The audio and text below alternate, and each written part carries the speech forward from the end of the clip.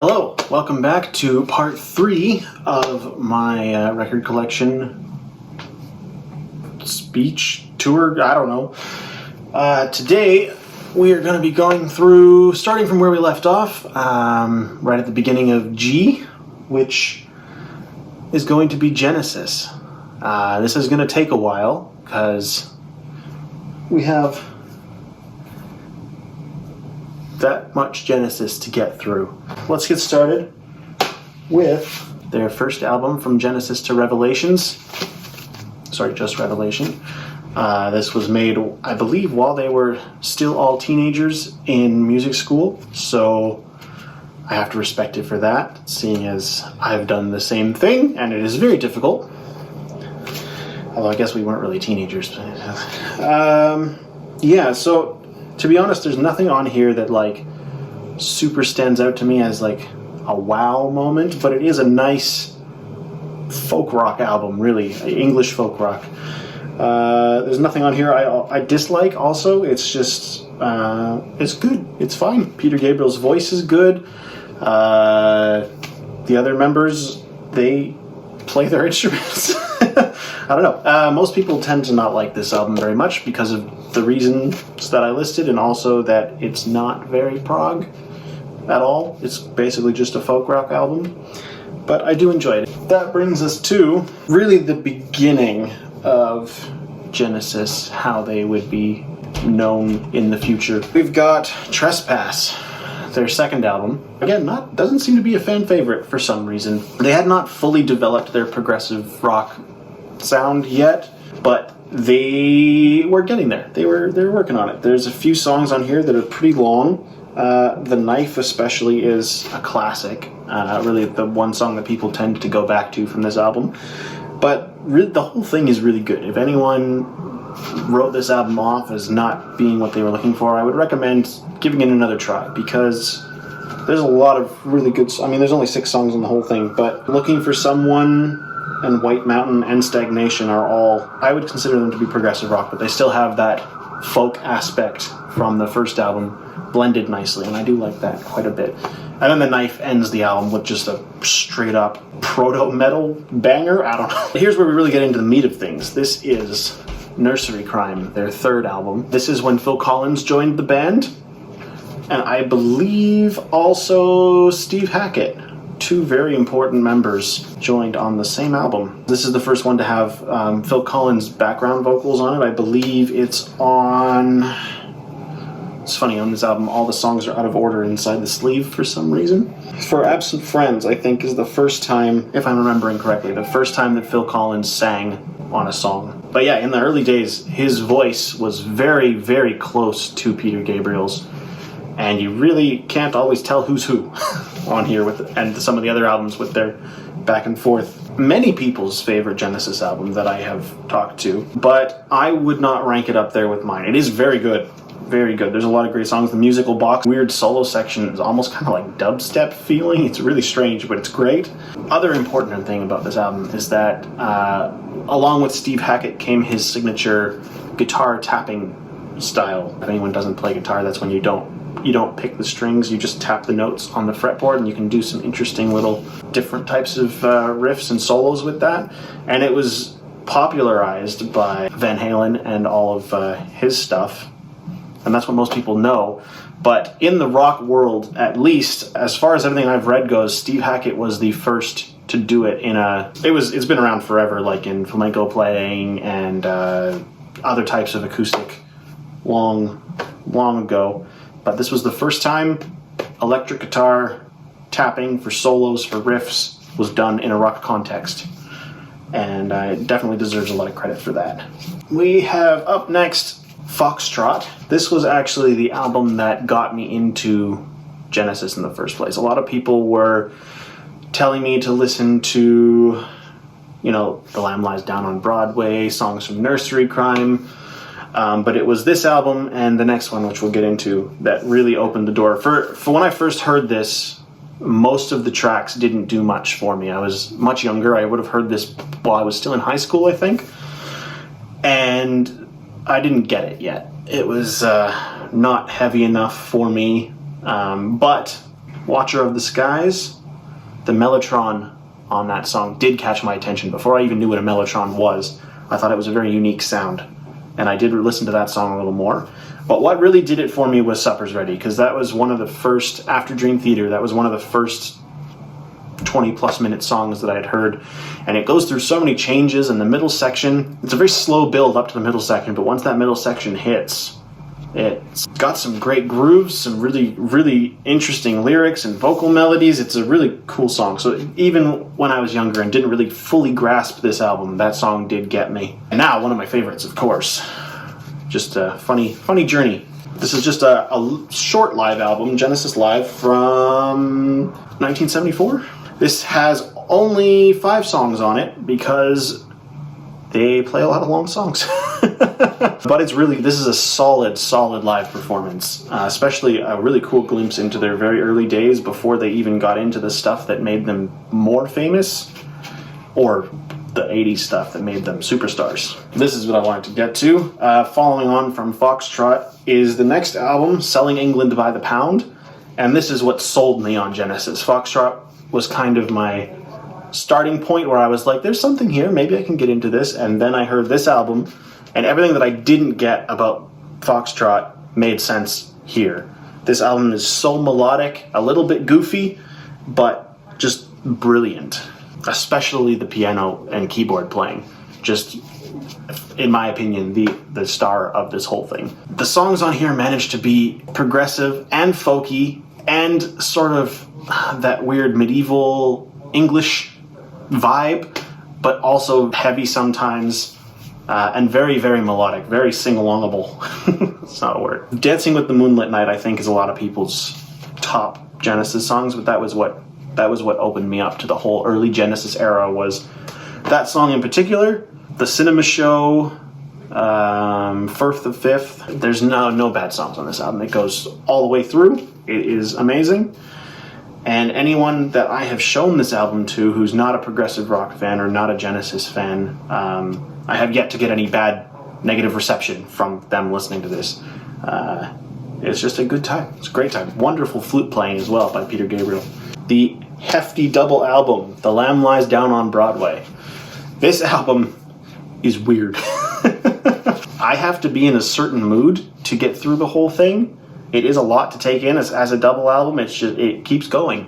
But everything is really good. It's just a lot to digest all at once. There's a lot of really, I'm saying a lot. There's quite a few really good songs on here. The title track, Lamb Lies Down on Broadway, Fly on a Windshield, is only like a minute and a half long, but it's a great, it leads into the next song really nicely too.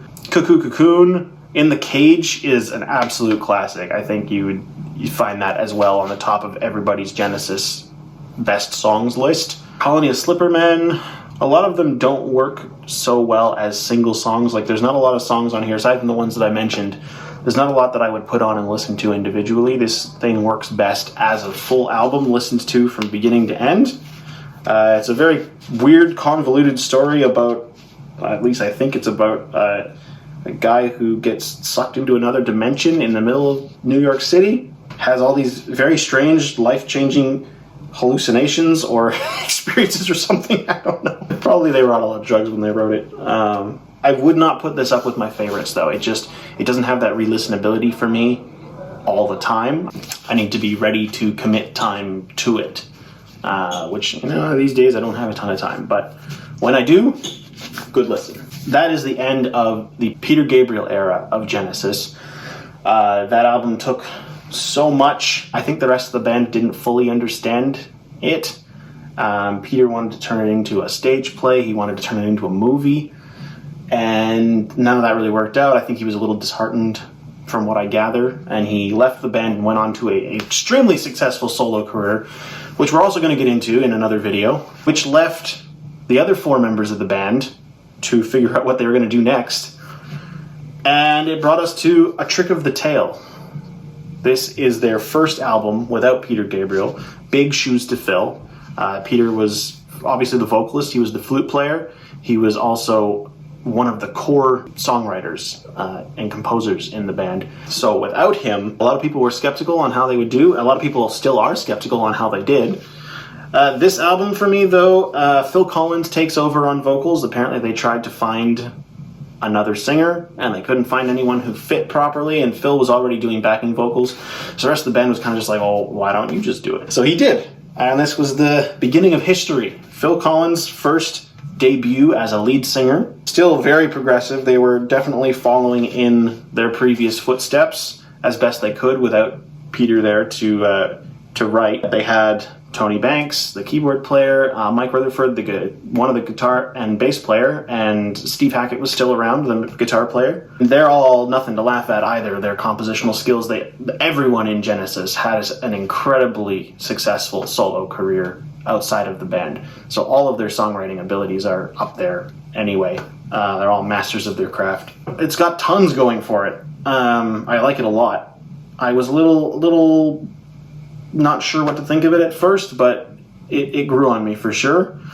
Dance on a Volcano, Squonk is a great song. Los Endos is beautiful. Trick of the Tail is fun. Ripples is not fun, but good.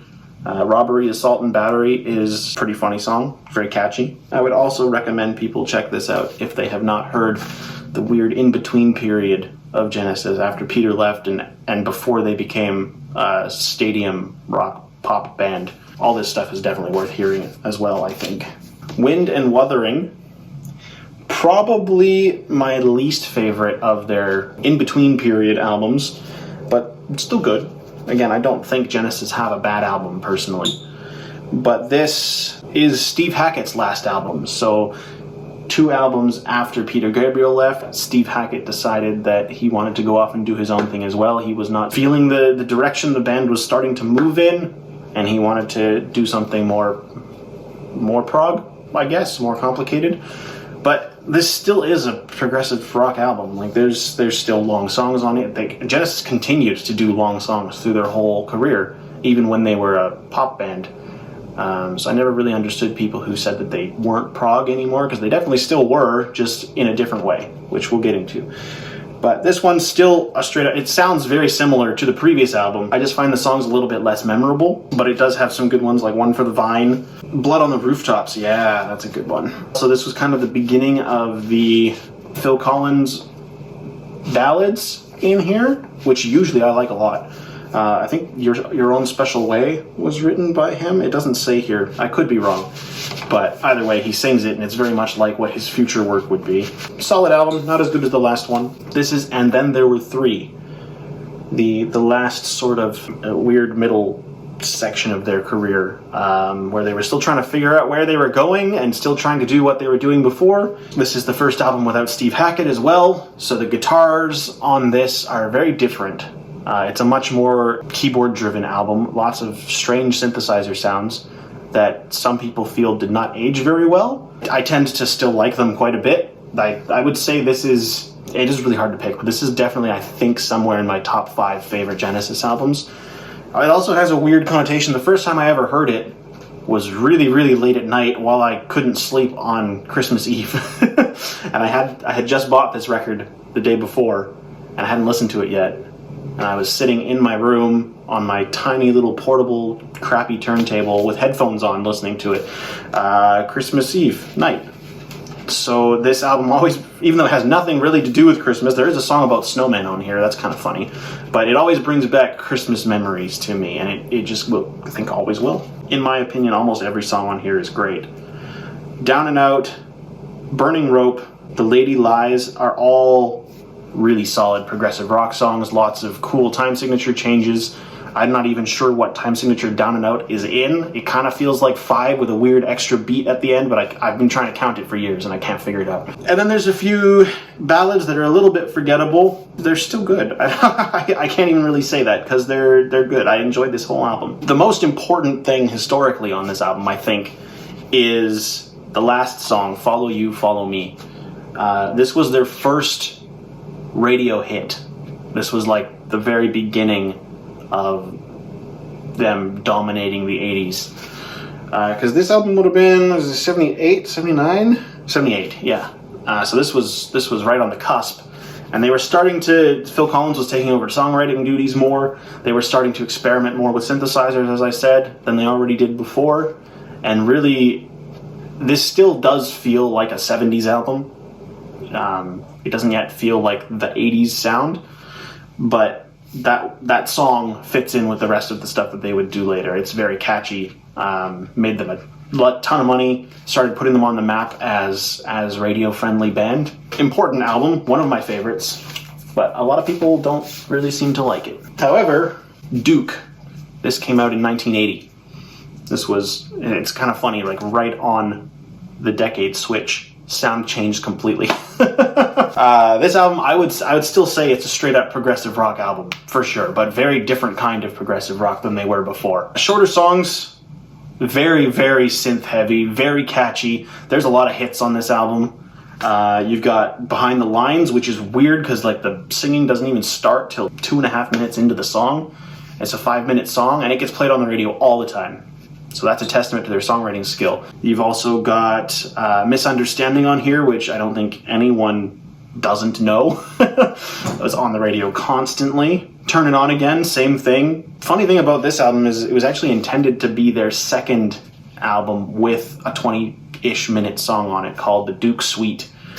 And at the last minute, they kind of decided they didn't want to have it as all one song, so they chopped it up into little bits and sprinkled it throughout the album. So you can still find online which songs are part of that and kind of compile them and see how it was meant to be. But I do think this album flows really well the way they have it.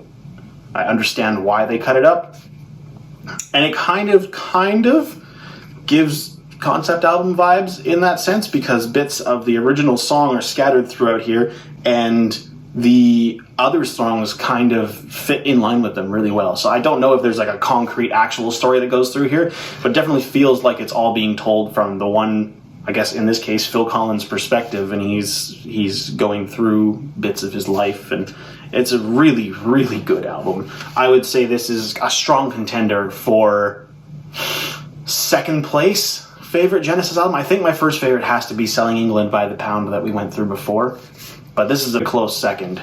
And they're completely different albums. I would recommend literally anyone listen to this album, because whether you like progressive rock or not, this is the beginning of their pop rock journey, and they haven't quite gone full cheesy yet, which a lot of people don't like. This is a perfect blending into what they would become with what they were before, and they did it incredibly well. I forgot about this one.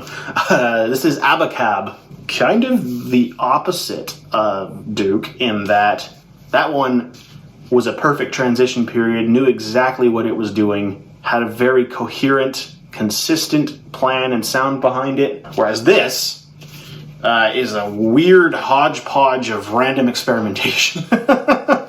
You've got some really good songs on here, in my opinion, like No Reply at All, Me and Sarah Jane, Man on the Corner, Another Record. So those are all really good. I like those. But then you've also got weird songs like Keep It Dark and Dodo, which I don't really even know how to explain them. They're just so strange. And normally I like strange, but they're kind of the annoying kind of strange, and I'm not a big fan. They're kind of funny, but they're not... I don't listen to them on purpose. And then just kind of some mediocre songs like the title track Abbacab, Lurker, Like It or Not. They're okay, I guess. I'm not a huge fan of this album. This would probably be at the bottom of my Genesis albums list. I think even lower than the first album. 3 Sides Live. It's been a long, long time since I listened to this, but it's got a good mix of the tail end of their older material into their newer material. Interesting track list to listen to all at once. The songs are very different from each other, but because it's a live show and they did everything all at the same time, it brings sort of a cohesion to it that you wouldn't get from the albums. Apparently back in the day, Genesis were known as one of the greatest live bands ever, so it makes sense that their live albums would also be good. Up next is the self-titled. Pretty much entirely hits. This is where it was decided that Genesis was radio music, and they were gonna play the heck out of it. You've got Mama, That's All, Home by the Sea, Illegal Alien, Taking It All Too Hard. I believe all of those were top radio hits.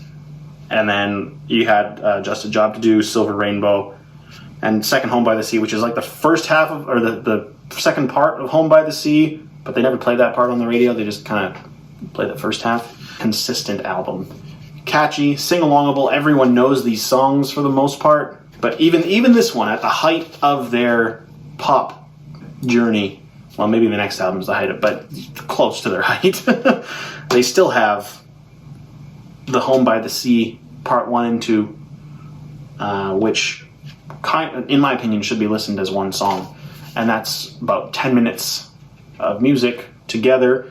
The second part's mostly instrumental, still very progressive. And I don't think they ever really lost that. Even on the previous album we were talking about, Duke, it's a pop song. I think it's Turn It On Again, but it's in 13/4, the whole song. And nobody knows that. But they still did it. They're still master progressive musicians. They just shifted their focus towards a more accessible sound.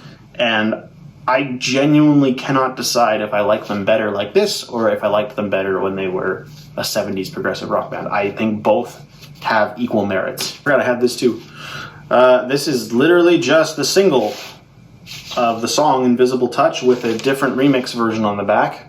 I don't remember where I got this from, but it's kind of neat to just have in the collection. But that was the lead up into the actual Invisible Touch album. I think everybody knows at least one song off this record.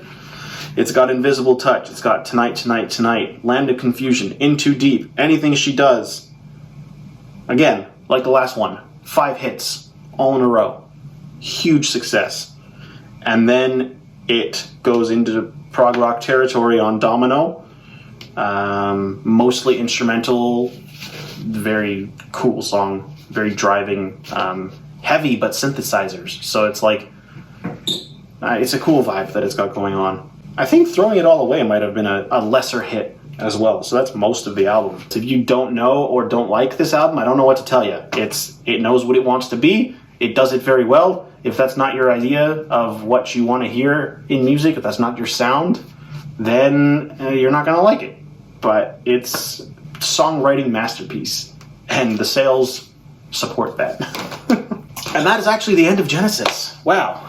I do have their further albums as well, but those are on CD and cassette. So yeah, I won't get into those right now. Maybe I'll do a different video for my other collections someday, but this one's just records. So that's where my Genesis record collection ends. As I said, I don't think any of them are bad albums. Abbacab is definitely the worst one, but it still has things I enjoy about it. So that brings us into a relatively new band for me, Gentle Giant. This is Octopus with the vastly inferior Americanized cover art. The original cover art that was in Europe is this really crazy Roger Dean, who did all of the Yes artwork and the Asia artwork. He drew or painted a crazy monster giant octopus coming out of the ocean. It's beautiful. I really want to get that variant of the art, but I have this one. It's kind of funny. It's an octopus in a jar. I don't know, but that doesn't change the quality of the music inside, which for the longest time this was the only Gentle Giant record I knew, because they're very hard to find. They're very expensive when you do find them, and I didn't get it for a long time. I really like the first side, especially the first song, The Advent of Panurge.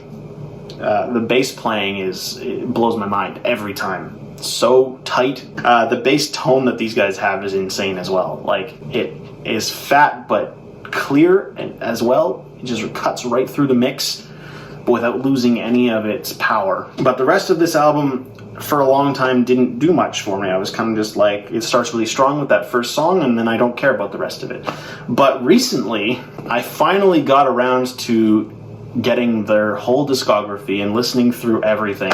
And their whole sort of deal that they have going on, they like fuse minstrel music with really interesting vocal harmony arrangements, and progressive rock and other bits of random genres. They all just cobble together. Once you get used to it, I think it works really well. It's surprising at first. It's definitely an acquired taste, which is funny because they have an album called Acquiring the Taste. I don't think I have that one, but I got used to it now. I'd say this is definitely one of my favorite albums. I don't know if I'd put it in a top top 20 list, but maybe somewhere top 50.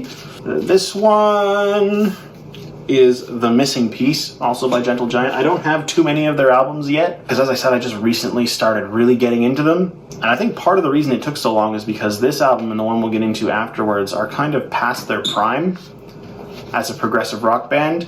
And they were some of the first stuff that I heard. So after I got that first album, I found these other two in thrift stores for relatively okay prices. And I was like, well, I like that other one, okay, let's try more. And these ones didn't do much for me. But most people would say that these aren't the greatest snapshot of their sound.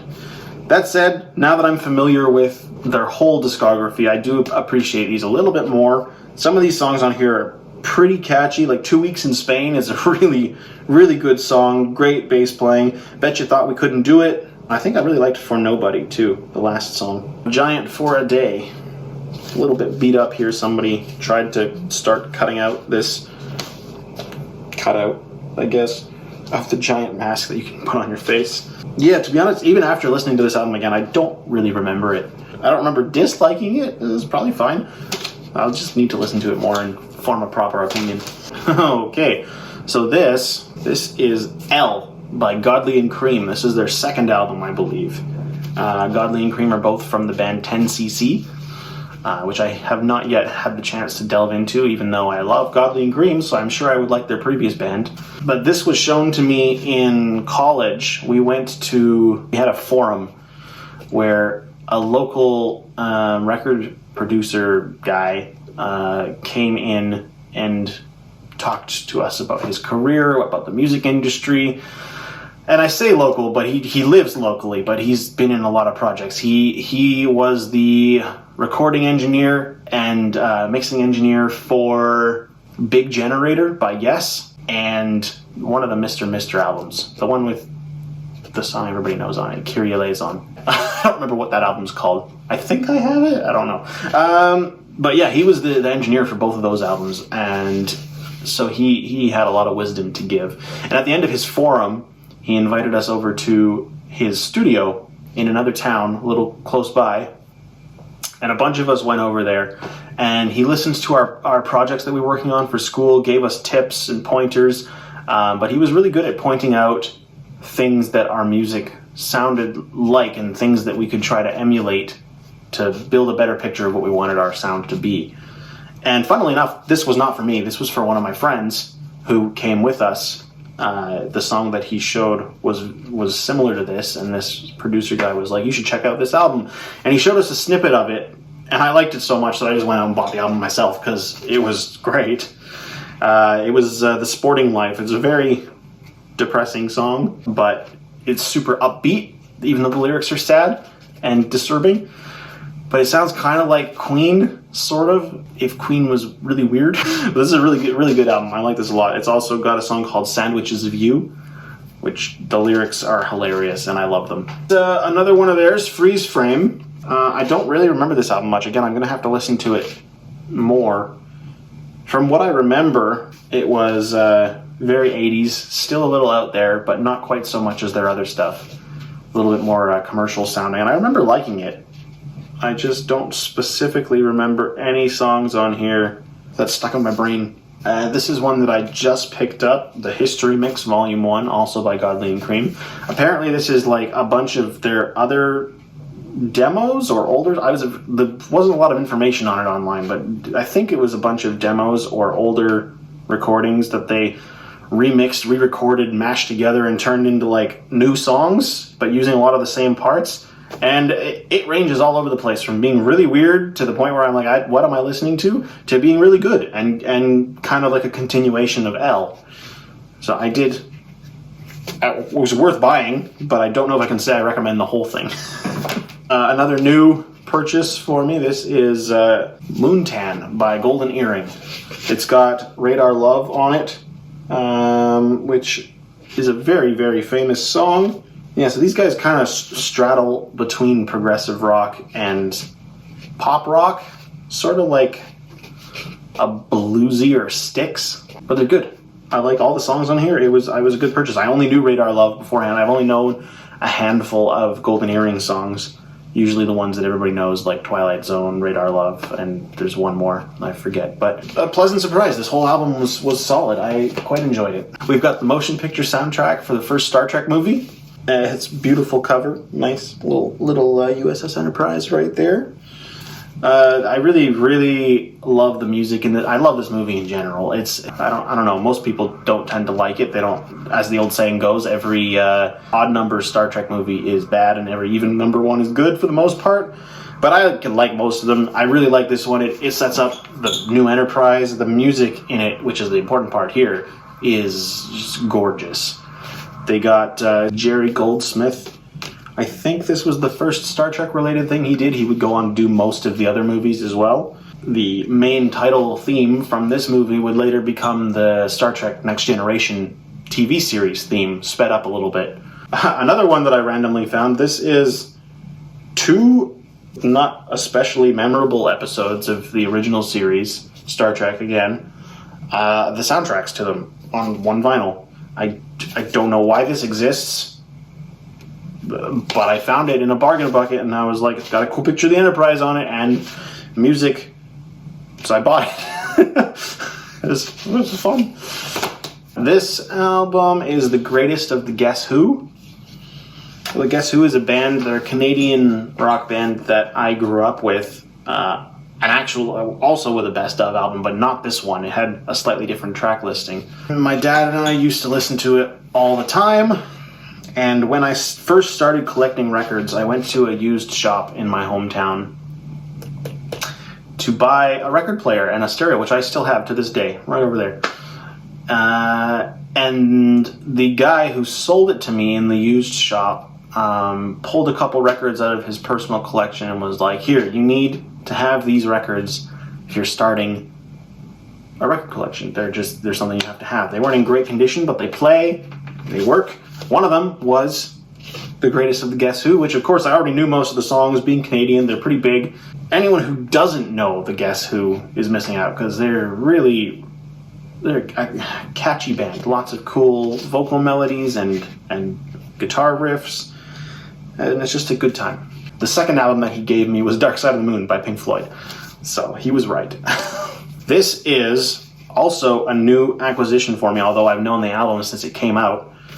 This is The Mountain by Haken, possibly top 5 favorite albums of all time. I think this is the example to hold up for a progressive metal album. This album is everything that a progressive metal album should be. It has no bad songs on it.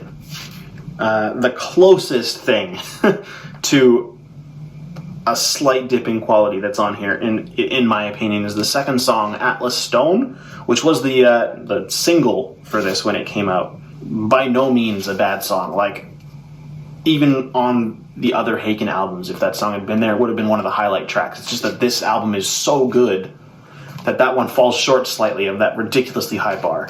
I'm not going to hold that against it. I give this like a 4.8 out of 5 for an almost perfect album. But also, funny side note, the song on here, track 8, Pareidolia, is what I named my band after. I was listening to that song while playing a game on my computer in my room, and the enemy I was fighting in the game were Eidolons, and Pareidolia came on, and I noticed that they had very similar spelling, and I was like, what if I merge those 2 words and make a band name? And I got Pareidolon. Interesting history for myself there and my band. This copy that I got was a relatively new reissue in this wonderful purple color. Purple is my favorite color, if you couldn't tell from the shirt that I'm wearing. And I just love this so much. I'm so happy that I finally have this record. This came out in 2013, and I listened to it on release day, having just become a Haken fan. And this was their 3rd album, and what a time to get into a band. Like, this was, in my opinion, this was their best full album they've ever done. And I say full album because we're going to get into Restoration, the follow-up EP to The Mountain. This was actually old demos from their first demo. It was called Enter the Fifth Dimension. They took a few songs from that, which was still extremely impressive for a young band, not even properly recorded in a studio, but the production quality on it is absolute trash. It's difficult to listen to. So they were like, let's take a couple of those original demos, rework them into our new sound with our new songwriting abilities, and we'll put out a little EP. And it's not really a little EP. This would count as a full album for some bands early on in the 60s and 70s. It's 38 minutes long. It only has 3 songs, and that's because the first 2 songs are like 10 minutes each, and then the other song's 20 minutes or 19 minutes. And this, in my opinion, is where Haken peaked. This, especially the longer song, Crystallized, absolute peak of their career so far, at least. They just kept getting better from their first album to the second to the Mountain to this. This was where it capped off, and this is compositional masterpiece. The only thing that I could say even slightly against it is the song Darkest Light opens with a very down-tuned, djenty riff, and I don't generally like that, but I'll forgive it because the rest of the album is so good, and it doesn't take up that much of the runtime. After this, Haken, I still love them. They're still one of my favorite bands, but they went in a more metal direction, whereas this was very much, even more so than the previous album, this was more of a progressive rock album. Very Gentle Giant influenced, especially on the Crystallized song. And after this, they started going in a more digital kind of progressive metal direction, with lots of digital synthesizers, which I really love that sound too. It just doesn't quite hit me the same as this does. And the last one that we're going to touch on today, because this is the end of the letters and the box of my collection that I've chosen today, Harmonium, a French-Canadian progressive rock kind of band. When did this come out, though? I'm trying to see.